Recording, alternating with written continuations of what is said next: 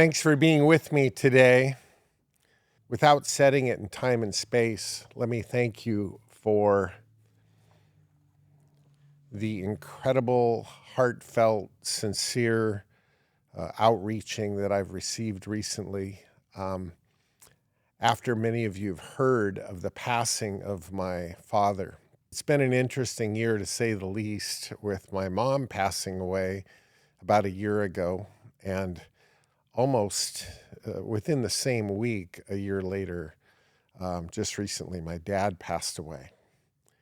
Um, it's an interesting feeling being an orphan. For the first time in my existence, both my parents are not here to talk to feel their love, support, and encouragement. It's a really an interesting feeling. I'm happy for them. They are together. They're healthy again. They're experiencing life in abundance once again together. And so I'm really excited for them. And again, thank you for participating in this time in my life when this is what's pressing on my mind, first and foremost. I want to spend our time today trying to convey some of the lessons that I and my brother, but I'll speak for myself, were taught from day one all the way to the end by my dad. I'd also like to, in fairness, tell you that taking the pressure off of my dad was not perfect. A matter of fact, I think he would be the first to say he was far from perfect. He had no dad that he ever met, and therefore he was taught not from a direct influence of what was there proactively directing his path. He was the influence of kind fathers in the area who knew that he had no dad. He was the influence of those who got him involved in sports and Boy Scouts. He was the influence of his grandparents, who were a real solid influence in his life. But he would be the first to say, and said it to me many times, that, listen, I may be messing this up, and if I am, I hope you can forgive me. Well, no need to forgive much, I can promise you that. My dad did his very best, and he taught me a lot of things, and many things that I'd like to pass on. Now, if you've heard me talk here, there, and everywhere, undoubtedly some of what you're going to hear, some of what I truly believe, the roots of those beliefs came from my dad. And so I'd like to at least give you an encapsulation of some of the highlights that he went out of his way to not just model in his life, but truly make sure you understood, really understood. Matter of fact, if you didn't understand these things, it would be his job to disturb you, to make sure that you understood these things. This isn't just the list of things he was casually interested in. This is the non-negotiable list. I'd also like to tell you that I've spent a lot of time processing these things. And like so many things, a good thing can have another edge to the sword. It can have a backside.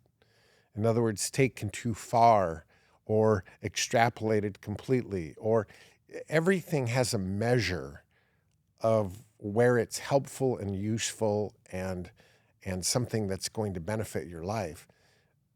Anything, I think, can be taken too far. You'll see what I mean when we get into it. There's several, so I have written them down, and I'm going to go through the list. The first one I'd like to talk to you about is real simple. If you make a mess, clean up your mess. Don't make anyone else clean up your mess. Now, right out of the gate, are we talking about just being sloppy? No, we're not. It's a metaphor in life. If you mess up, say you're sorry and mean it and change. What is a mess, right? He would expound on that there's a lot of ways of making a mess. Making a mess might be just almost inadvertent, but you see it and go, wow, I didn't see that, and it looks like there's a mess here. Well, you're not seeing it, is you making a mess. So fix it. From a practical standpoint, I was raised in an environment that didn't have messes, physical messes. Everything was neat, tidy, useful.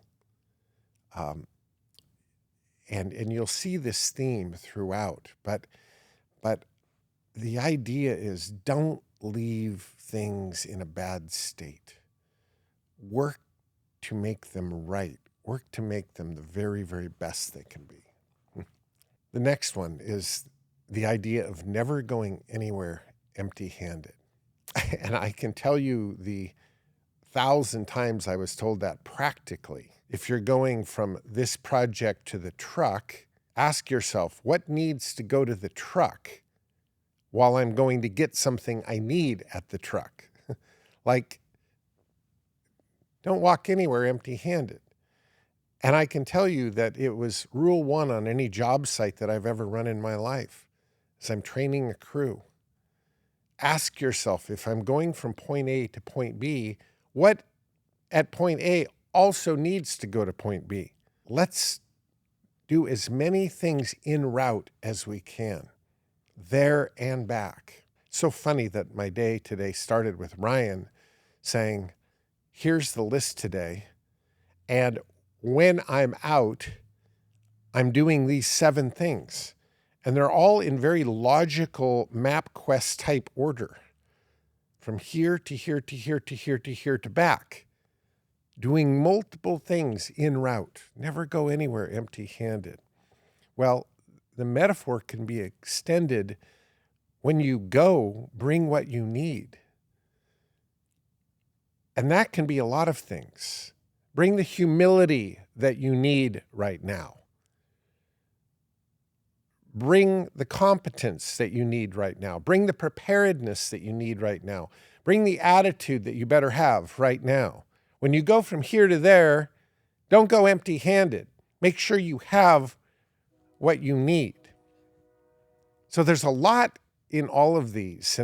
And I think that this was in part my dad's way. Nothing was ever just one-dimensional. It had attached metaphors to what was being said. Well, think on that one. That should keep you out to deep ocean for a while, right? Dad taught us to be impeccable with our word. Always do what you say you're going to do. If you tell somebody this will be done by this date, make sure it's done by that date. If you tell somebody, I've got it, I'll bring this and I'll see you at 5, bring it and be there at 5. Do what you say you're going to do. I'll tell you, this is a time where if I really just contemplated on that, I'd like to think I'd get a B-, which sucked in our family, by the way.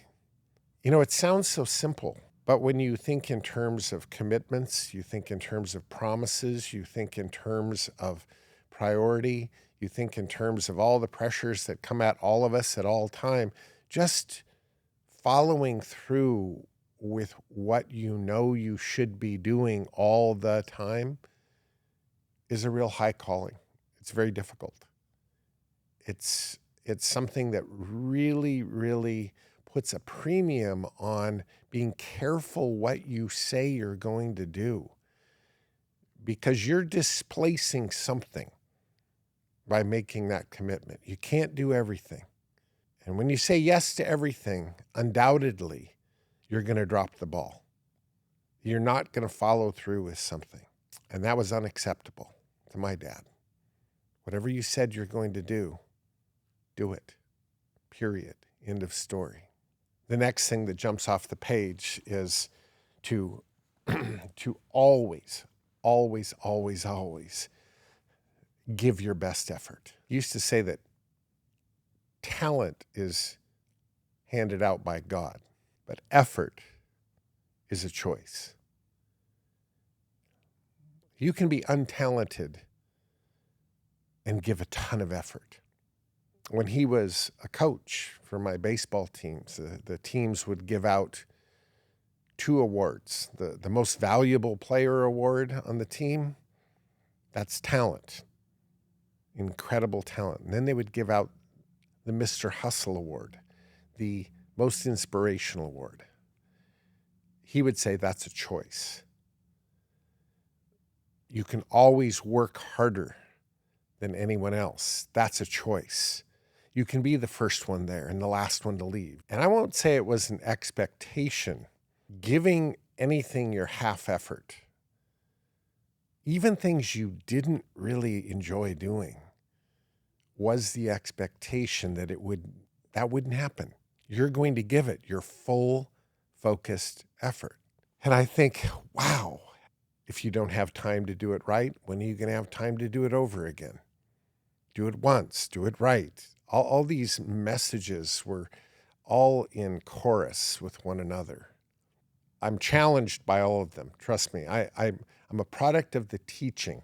I'm not saying I have any of these down, but boy, I'll tell you, it didn't matter what my dad did. It was going to be done with full effort and right. If he was vacuuming a car, trust me, you wouldn't find one little grain of sand anywhere. He would look at it from different angles. He would make sure it was done right. He would think it to the end and do an excellent job. Wow. And that was what we were taught. I can think that this one is more of a metaphor, but literally we learned this while hunting, that the idea of the next one is that if you're in unfamiliar country, never eat your last apple or candy bar. Well, what do you mean? What does that mean? Well, it means that you fill a pack up to head out into unfamiliar country. You don't exactly know where you're at. There's no trails or road maps. You're just heading out. For us, it was going hunting. And weather can change very quickly. And you can get turned around. If you start chasing animals here or there, you can get turned around pretty easily. When you don't know quite where you are, don't use up your last resources. You may be rationing. You may be out here for 2 or 3 days. Don't deplete all your resources. And I can tell you, quite literally, there are many times that I got far away from camp. The weather changed. You start chasing some animal down, and now it's pitch black, and you're 15 miles away from where you started, and you're not really positive exactly which way to get back. Well, guess what? You're going to be here for a day or two. And that apple, instead of just taking a few big bites and throwing the core, believe me, that's your next 4 meals. And you savor it, and you're thankful for it, and you ration it until you know, oh, I know where I'm at now. I know I've got 2 hours left back to camp. Okay, eat your apple. You know what I mean? Managing the unknowns is what we do. And therefore, plan for the unknowns. Plan for them. Perhaps one of the biggest sound bites, and you've probably heard the entire reel on this one, but learn to love what most people won't tolerate. Not only was a lesson that applied out in inclement weather and difficult situations, but it's a lesson that he taught that got you through all kinds of challenging situations in life, self-imposed or otherwise. We have a choice as to our attitude about something. And it's not just an attitude of, I'm going to learn to tolerate this. Love the challenge of it. Love the fact that you're having to reach for parts of you that you've never seen before to get through. Learn to love that the challenge is bringing opportunity to grow and learn. Learn to love the feeling of being alone, because alone means you're running away from the herd. Learn to love that feeling. I think sometimes I've taken that to an extreme.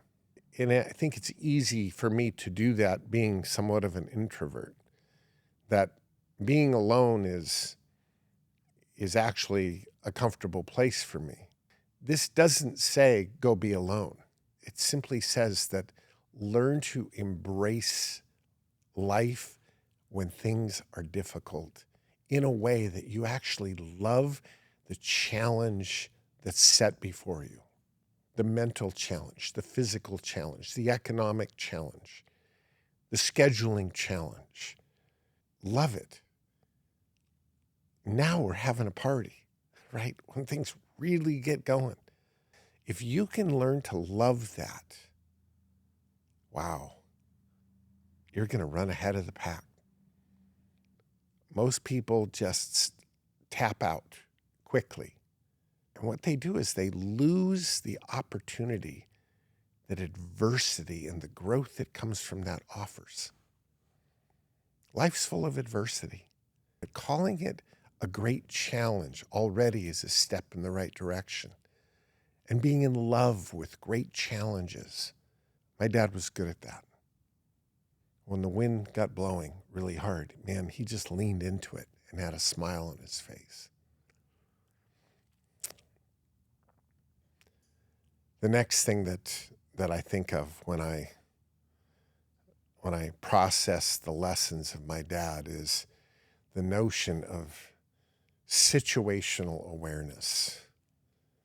I remember as a young kid being 6 or 7 years old, hiking and hunting behind him as we're up high in the rocky areas of the Cascades. And I'm looking around like this, and he puts his hand kind of on my chest as I'm just sort of wandering behind him. And he takes his rifle and he grabs the bush in front of it and he just sort of parts the bush in front. And he goes, pay attention. And then he allowed me to walk to the edge of where he just parted these bush. And it was at least 100 feet straight down. You could walk right through that bush just going, hoo, hoo, hoo, this kind of salal type Oregon grape bushes, and the next thing you know, there's 100 feet straight down. You got to pay attention. See what's going on around you. That awareness. I don't know how you teach awareness, but I'll tell you something. He not just encouraged it, he demanded it. And if he ever said, Greg, pay attention, that meant there's something you're not seeing. You're oblivious to an obvious something that you should be seeing. He taught me that the elk tent is a sacred place. What's so sacred about a 12 by 14 canvas wall tent? You know what's sacred about that? It's 12 by 14. It only fits so many people. When you lay out the bunks, it's 4 7-foot cots. 2 on the left, 2 on the right. You might get 1 in the middle behind. There could be as many as 5 guys in there. Usually only 4.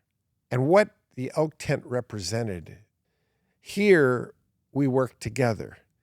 Here we trust that you are with somebody and you're 10 miles away and you break your ankle, that they're going to figure out a way to get you out of there. And the reality is that it's not 200, it's 3 or 4 other people. But those 3 or 4 other people are enough. But choose carefully who's in your elk tent. And I've got to tell you, there's a whole book to be written about lessons that I learned inside the elk tent. Just listening.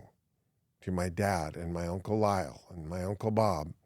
And these are blood uncles. No, best friends of my dad. My dad had no brothers and sisters, so they weren't blood uncles. They were just best friends. But they were best friends that counted on each other to do whatever it takes to be there in days of success and days where everybody's just beat up and miserable and cold. Who's in your elk tent? The next thing I can tell you I learned from my dad is that in life's challenges and life's conflicts with people, if you have a disagreement or a problem with somebody, dial direct. Go right to them, face to face, schedule a time, be 100% focused, look them in the eye, and let them know what you're thinking. If they're not valuable enough to you to do that, that says it all. People hearing about what you think and your attitude on something, not directly from you, but through the grapevine, through social media, through any other form, just not the way to handle it. Dial direct, look people in the eye, have a discussion, see if you can work it out. That's very old school. It's very low tech, but I truly believe it's the right way of handling things. And oftentimes, that's just not what happens. It takes courage to do that. But good relationships and good results come out of that. So I like that. My dad was adamant about being on time and being prepared. and I got to tell you something, to an extreme like you can't believe. And so this is where I think anything can become obsessive. But I'll tell you the story. I'm 16 years old, and I think my first piece of shit car wasn't running at the time, and I had to, ask Dad, can I use the car to go out on this Friday night or something? And he said, when you're in your own car, there's a lot more flexibility. When you're using my car, it's my car, my rules. I said, I understand, Dad. He said, okay, so I want you home and I want that garage filled with this car by midnight. Got it? I said, I got it. And don't make me tell you to put back any gas that you use, because we've already covered that one, right? I got it. And so I go wherever I was out, and I thought I had this wired, and all of a sudden I look at my watch and it's like, oh my gosh, like 7 minutes to midnight. And I got to tell you, the first mistake I made was driving way too fast to try to get home on time, because there was just no way I was going to make it home on time. But I remember trying. and I remember pulling into that driveway, and the garage door was open, and the lights in the garage were on, and the workbench right at the end of the garage, right dead center in the middle of the workbench, was a digital clock, a big one. And my dad is standing at the workbench, and as I'm slowing down enough to pull the car in, I look at the clock, and it was 12:01. And it might as well have been 12:30. It might as well have been 1 a.m, because I was late. I pull in and I turn off the car and I get out the door, and he looks at me. I look at him and he glances at the clock. He goes, probably don't need to tell you what this means. And I said, no, sir. And that was it. The last time I ever used his car. Ever. And so I didn't even ask. Believe me, I knew the answer. Be down here at 5 a.m. Be ready to go. Breakfast will be at 5 a.m. That was every Saturday morning. You don't need me to set an alarm. You're not going to get me to wake you up. Be ready to go, which means be dressed, ready. Breakfast will be here, and then we're outside to do our work. Oh man, if you were there at 5 minutes after 5, trust me, you would get the shit jobs, right? You're not going to be doing something easy like washing a car. You're going to be cutting stickers because you're not ready. You're not on time and you're not prepared. Well, I should put a warning label on this, but the older I get, the more I appreciate those two simple things. And when you have a very full, on-task life, you want to be around people who are respectful of a full, on-task life. And that if you've said, listen, let's connect at 1:00 today, I'll call you then. And you call at 1:00 and they don't answer and it goes to voicemail. And then 15 minutes later, they call and say, hey, sorry, I was running a little late. How you doing? Like nothing ever happened. I suppose I could let it go, but am I ever going to get serious about that relationship? Probably not. Wow. I know, hardcore. In our day and age, where everybody's just so loose about everything, like, he wasn't that way. It was disrespectful. Show up on time. Be prepared. Be ready to go. God, I say this by way of encouragement that I look at the younger generation. You want to completely blow away the employer that you're trying to get a job with, blow away anybody in an older generation that you're trying to deal with to get an in on this or an in on that. You want to blow them away? Be on time, be sharp, be prepared. That'll blow them away. It'll completely blow them away. Even if they say nothing, believe me, they notice. Wow. Amazing. Primacy effect. Mission accomplished, right? Dad taught that one for sure.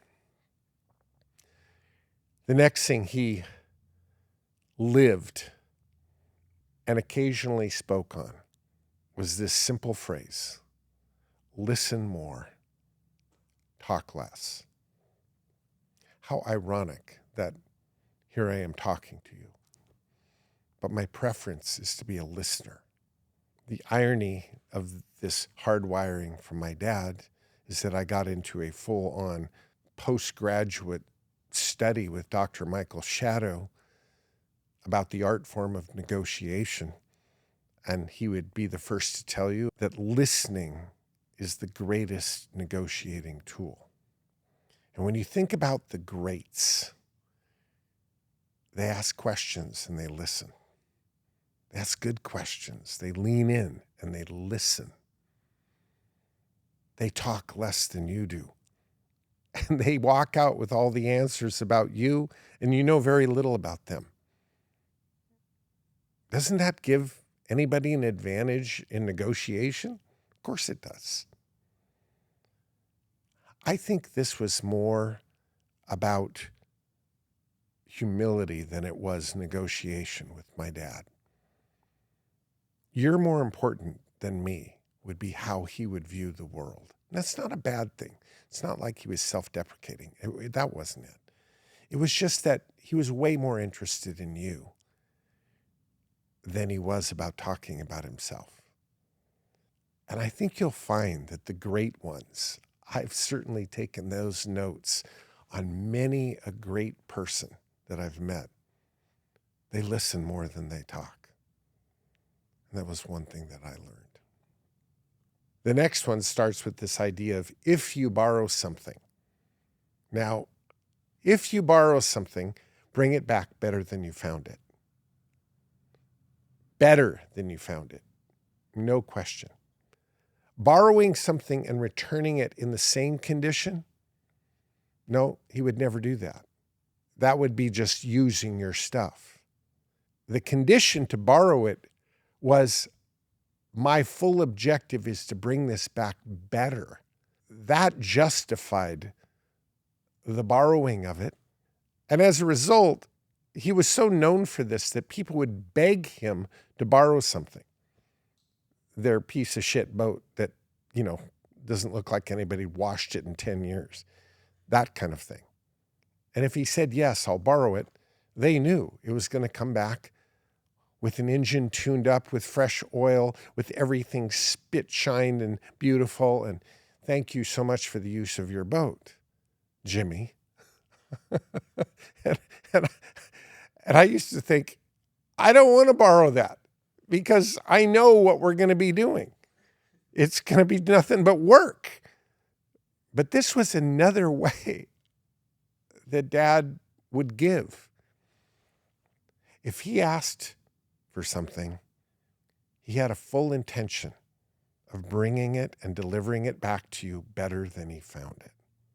I think maybe the fallout of this, the unintended consequence of this hardwiring, and I've talked to my brother about this, is that I don't ask for anything because the responsibility of bringing it back better than you found it is so hardwired in me that I really look at a situation and go, no, I think I'm just going to get my own and it'll be new when I get it.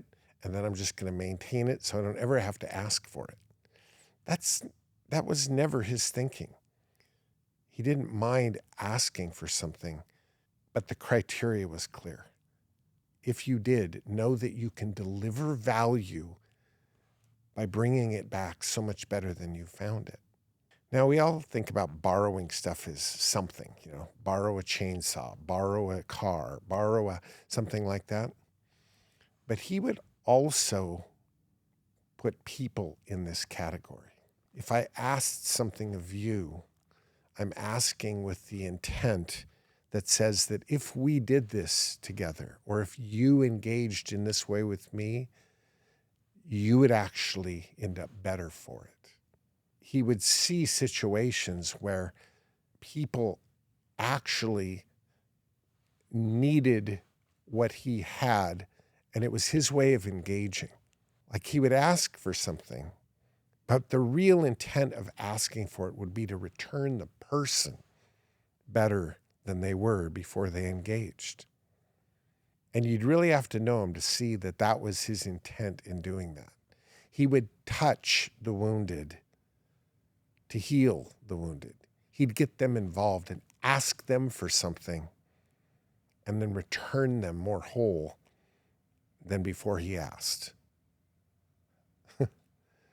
And I think that came from his own wounded past, his own challenging upbringing, is that he had a heart to improve the world around him. So that's a big one, but keeping it simple. If you borrow something, bring it back better than you found it. I had a chapter, a long chapter, about a 30-year chapter of building and owning a ranch up in the mountains. Many buildings there. You could bring up 20 people, plenty of places for everybody to sleep in one cabin or another. And lots of fun stuff, fun equipment, snowmobiles and dirt bikes and, all kinds of things to use and do. I would have people ask me, is anybody going to be using the ranch this weekend? Do you mind if we use it? And for a long, long time, it was just absolutely, absolutely. And even if I'm there, there's plenty of places to stay. Come on up, It was just sort of a carte blanche. I can tell you that as a whole, my experience of owning that ranch involving other people was miserable. I'd go up the weekend after somebody was there, and all I did was fix the things they busted, take out the garbage that they didn't take out, restock the wood pile that they used all the wood, just put things back to where they were before anybody showed up. What I'm saying is that if you are a person who returns things better than you found them, it's just like being on time, being prepared. You will stand out in the world. You will stand out so much that there won't be any competition.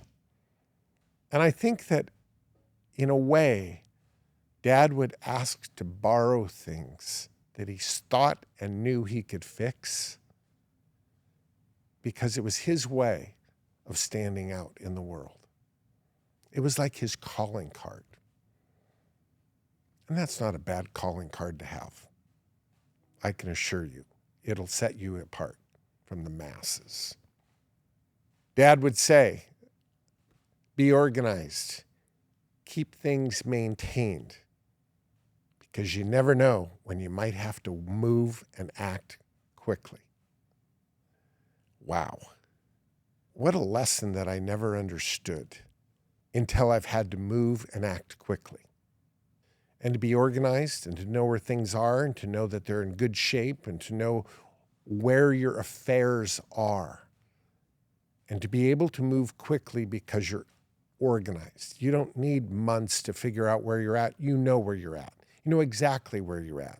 You know exactly where things are and that they're maintained and sharp and ready to go. Where are we going? Think of a firehouse. When the bell goes off, they don't go, okay, hey, could somebody fill up the truck with gas? And where's my boots? And where's my helmet and hose? And has anybody seen that stuff? Nope. Boom. They put their clothes, including boots, on in less than 10 seconds. They are out the door and everything is ready to take action. What a huge challenge in life. But isn't life an emergency?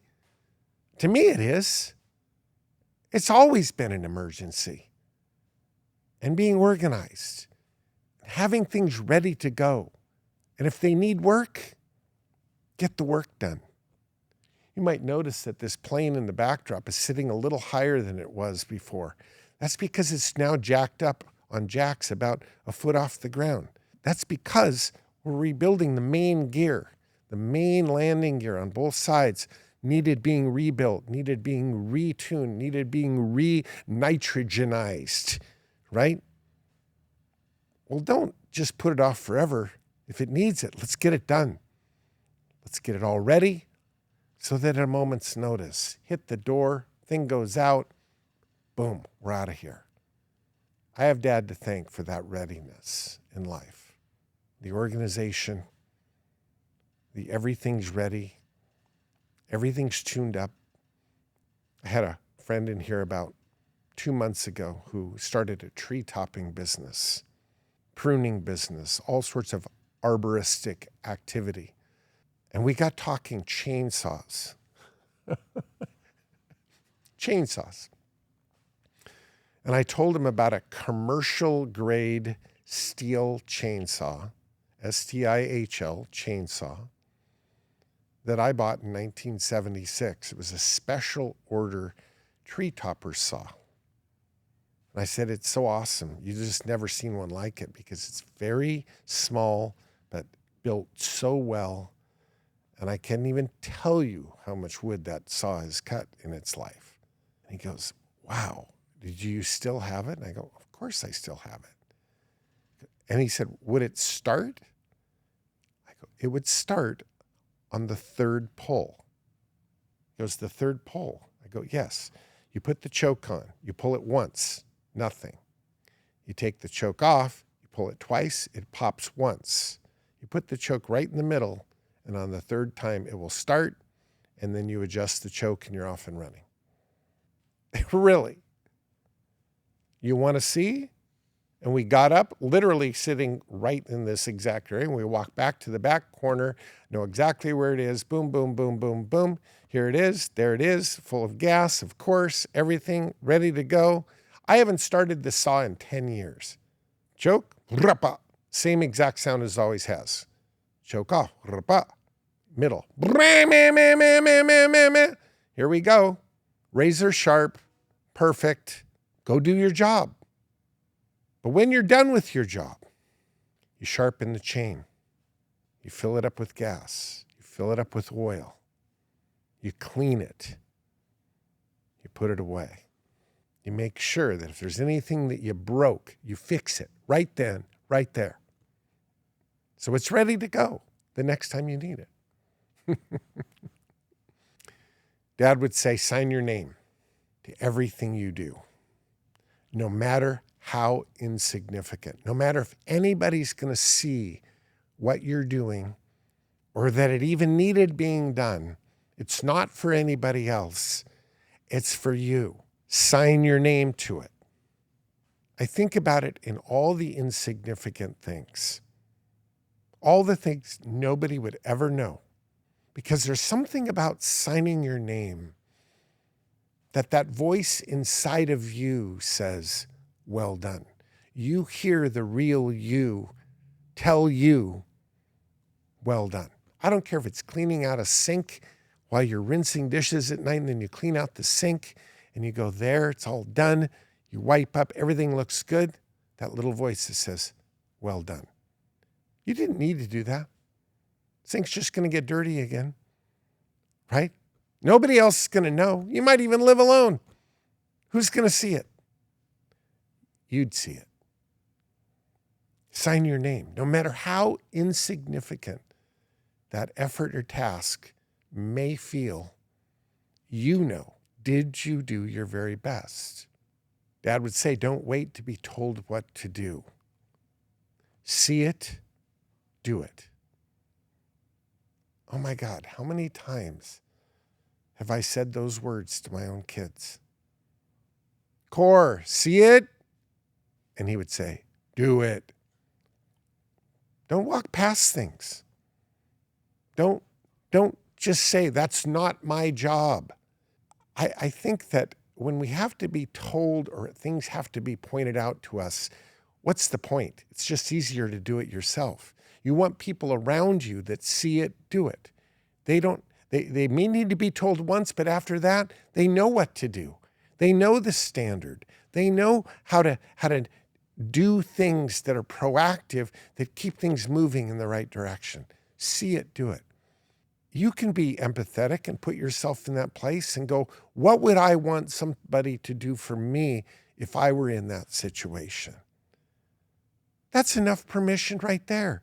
If something comes to your mind, do it. Even if it's wrong, you took action. And people will appreciate that.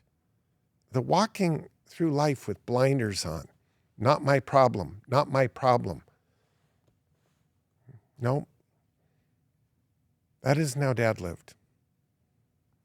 See it, do it. He would say that actions either ratify or disqualify your words. Less talk, more action. Actions say it all. And the words are just sort of going to either agree with or not agree with your actions. Actions, way more than words. We'd all have different areas we'd want to go hunting that opening morning. So we didn't always stick together. He'd go this way, I'd go this way. Everybody would go their own separate ways. But the parting words from elk camp at 3:00 in the morning were, wherever you go, boys, make sure you know your way back to camp. That was not only a pay attention, but it was a metaphor. Venture out in your life. Go explore, but don't forget where you came from. I could go on and on. The life of my dad, boy, he's had a direct imprint on me every day of my life for the last 65 years. And I don't think it's going to end now that he's just gone to heaven with Mom. It's probably going to take on a new phase of appreciation, because now it's on me to try to carry this thing through, not only keeping going with some of the things that I know mean a lot to him, but building on those things and trying to improve on the things that he did his best at. Wow, that seems a big task, but I want to in certain areas. No parent wants to see their kid just do as well as they did. Every parent wants to eat the dust of their kid. And I'd like to keep going strong so as to even improve on some of the things that he was teaching us his whole life. Thank you so much for allowing me to take your time to go through some of the lessons that my dad taught. Thank you for being a part of this podcast. Until the next time that we get together, God bless you.